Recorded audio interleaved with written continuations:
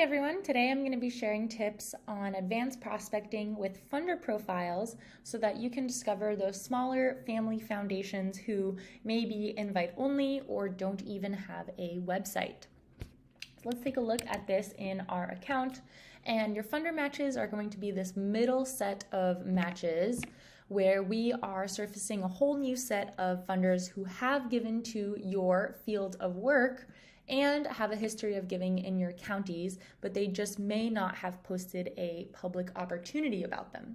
So the way you can think about the difference between funder matches and opportunity matches is that opportunity matches are always going to have always going to be an active RFP. So there's going to be a very clear way to apply on their website with the grant portal, or they're going to list a very clear way to contact them and they're open to solicitations.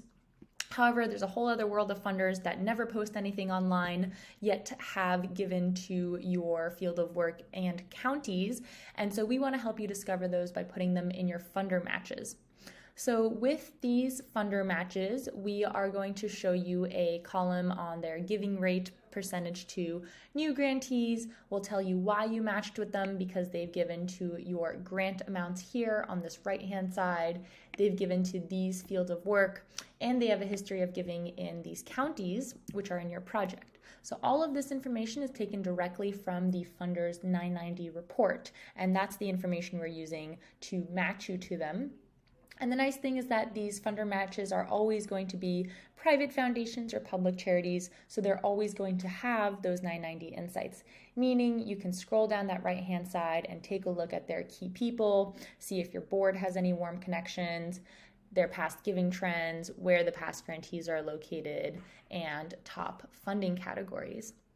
You can also use the search bar to look up a state, and this will filter down your funder matches to only show funders based in that state. So now I can see that out of these 2K plus matches, over 1,000 are actually based in California. And then you could also decide to filter out invite-only funders if you don't want to see them. The other thing you might notice as you are going through these funder matches is that sometimes they may list in application information that looks like this, and this is going to be taken directly from the IRS latest 990 filing. So whatever they've listed there could potentially be application information you could reuse, but you would want to double check their website to make sure this is still up to date. And then sometimes you might not see the application information because public charities are not required to submit that on the IRS. Funder matches are going to work exactly like opportunity matches in that you can save and hide them directly to your tracker. And if you save them, then you'll be able to denote which project you want to save it to, status, notes, and deadline if you got privately invited to apply. And then you can also hide them from your project or hide from all projects.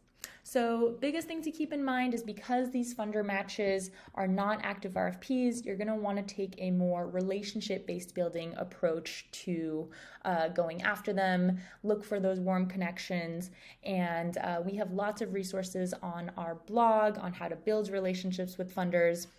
So you can use this as an advanced prospecting strategy to see all those private family foundations who may not even have a website. You can use this search bar to type in family, and that would surface the family foundations.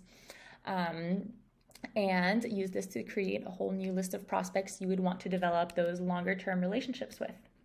Let us know how this goes, and then you can come back in here to watch our next video on how to reverse search nonprofits similar to you and see who has funded them.